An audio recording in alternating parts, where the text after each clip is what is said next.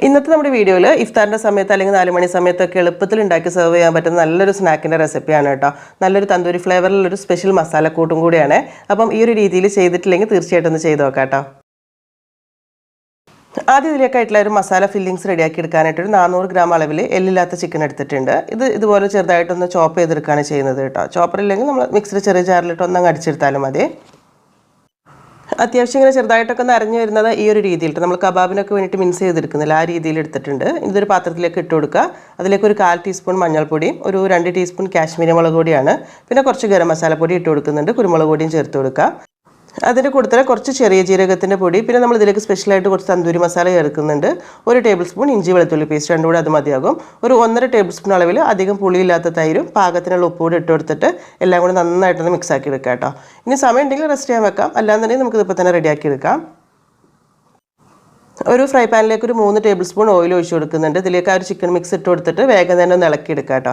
ആദ്യം ഇങ്ങനെ ഇളകി വരാൻ കുറച്ചൊരു ബുദ്ധിമുട്ടുണ്ടാവും, പക്ഷേ പിന്നെ അങ്ങ് വെന്ത് വരുമ്പോഴേക്കും കറക്റ്റ് സെറ്റ് ആയിക്കോളൂ കേട്ടോ. ഇതുപോലെ നല്ലോണം മിക്സ് ആക്കി എടുത്തതിന് ശേഷം ആദ്യത്തെ ഒരു 3-4 മിനിറ്റ് ഒന്ന് അടച്ച് വെച്ച് കൊടുക്കുക. പിന്നെ എല്ലില്ലാത്ത ചിക്കൻ ഇതുപോലെ അരച്ചതൊക്കെ ആയതുകൊണ്ട് പെട്ടെന്ന് തന്നെ വെന്ത് കിട്ടിക്കോളൂ കേട്ടോ. ഇനി ഇത് തുറന്ന് വെച്ചിട്ട് അങ്ങ് വറ്റിച്ച് വേവിച്ചെടുത്താൽ മതിയാവും. ചിക്കൻ അത്യാവശ്യമൊക്കെ വെന്ത് തുടങ്ങുന്ന സമയത്ത് അത്യാവശ്യം വലിയ 2 സവാള ഇതുപോലെ ചെറുതായി മുറിച്ച് ചേർത്ത് കൊടുക്കുക. അതിൻ്റെ കൂടെ തന്നെ ഒരു 1/2 കപ്പ് അളവിൽ ക്യാപ്സിക്കവും പിന്നെ 1-2 പച്ചമുളക് എരിവ് നോക്കിയിട്ട് മതിയാകും. ഇനി ഇതെല്ലാം കൂടെ ഹൈ ഫ്ലെയിമിൽ തന്നെ ഇട്ട് നല്ലോണം അങ്ങ് വഴറ്റിയെടുക്കുക കേട്ടോ. കുറച്ചുകൂടെ വലിയൊരു ഫ്രൈ പാൻ ആണെങ്കിൽ ഈസി ആയിട്ട് പെട്ടെന്ന് റെഡിയായി കിട്ടിക്കോളും. സവാളയൊക്കെ അത്യാവശ്യം ഒന്ന് വഴന്ന് മിക്സായി കഴിഞ്ഞാൽ ഇതിലേക്ക് ഒരു ഇത്തിരി തന്തൂരി മസാലയും കുരുമുളക് പൊടിയും ഗരം മസാലപ്പൊടി ഇട്ട് വളരെ കുറഞ്ഞ അളവിൽ മാത്രം മതിയാകും. അതുകൂടെ ചേർത്ത് മിക്സാക്കി എടുക്കുക. പിന്നെ ലാസ്റ്റ് ഒരു ഇത്തിരി മല്ലിയില ചെറുതായി മുറിച്ചുകൂടി ഇട്ട് മിക്സാക്കി എടുത്തു കഴിഞ്ഞാൽ മസാല ആ ഒരു ഫില്ലിങ്സ് റെഡിയാണ് കേട്ടോ. പിന്നെ നല്ലൊരു സ്മോക്കി ഫ്ലേവർ കിട്ടാൻ വേണ്ടി ചെറിയൊരു പീസ് ചാർക്കോൾ കൂടെ ഒന്ന് കത്തിച്ച് കൊടുക്കുന്നുണ്ട്. ഇനി അടുത്തത് ഇതിലേക്കുള്ള ബാറ്റർ റെഡിയാക്കി എടുക്കാനായിട്ട് മിക്സിയുടെ വലിയ ജാറിലേക്ക് 2 കോഴിമുട്ട പൊട്ടിച്ച് ഒഴിച്ച് കൊടുക്കുക. അതിലേക്ക് ഒരു ഇത്തിരി മല്ലിയില ചെറുതായി മുറിച്ചതും ഒരു പച്ചമുളകും ഇട്ട് കൊടുക്കുന്നുണ്ട്.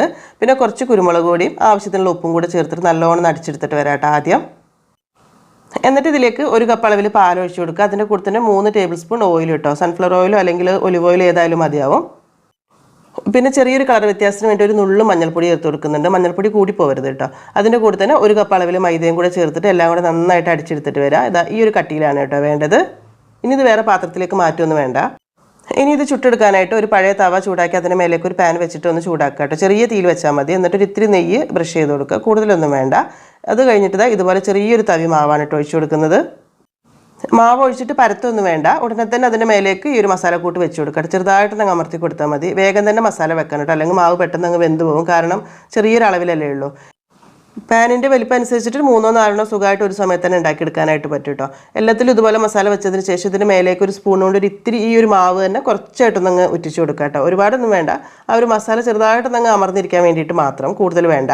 ഇനി ഇത് അടച്ച് വെച്ചിട്ട് ചെറിയ തീയിൽ തന്നെ ഒരു 1-2 മിനിറ്റ് തന്നെ മതി കേട്ടോ. പെട്ടെന്ന് ആയി കിട്ടിക്കോളും, കാരണം കുറഞ്ഞല്ലോ ഒഴിച്ചിട്ടുള്ളത്. മാവ് തുറന്ന് നോക്കുന്ന സമയത്ത് മേലെ കറക്റ്റായിട്ട് വെന്തിട്ടുണ്ടെങ്കിൽ കറക്റ്റായിട്ടുണ്ടാവും.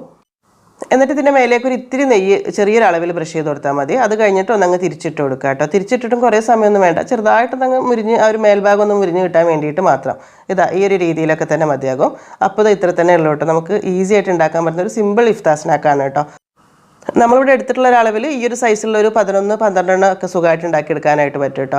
പിന്നെ ഇത് സെർവ് ചെയ്യുന്ന സമയത്ത് കുറച്ച് മയണൈസൊക്കെ ആക്കിയിട്ട് കഴിക്കാനും കുറച്ചുകൂടി സ്പെഷ്യൽ ടേസ്റ്റ് തന്നെ ഉണ്ട് കേട്ടോ. അപ്പോൾ ആ ഒരു രീതിയിലൊന്ന് ട്രൈ ചെയ്ത് നോക്കണേ.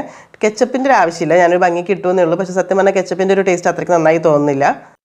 അപ്പോൾ ഇഫ്താറിൻ്റെ സമയത്തൊക്കെ ടേബിളിലൊക്കെ സിമ്പിളായിട്ടൊക്കെ സെർവ് ചെയ്യാൻ പറ്റുന്ന ഈ ഒരു റെസിപ്പി നിങ്ങൾക്ക് ഇഷ്ടമായിട്ടുണ്ടെങ്കിൽ വീഡിയോ ഒന്ന് ലൈക്ക് ചെയ്യാനും ഷെയർ ചെയ്ത് സപ്പോർട്ട് ചെയ്യാനും കൂടെ മറക്കരുത്. ഇനി എന്തായാലും എന്നത്തെ പോലെ തന്നെ നല്ല നല്ല റെസിപ്പീസായിട്ട് നമുക്ക് പുതിയ വീഡിയോയിൽ കാണാം. താങ്ക്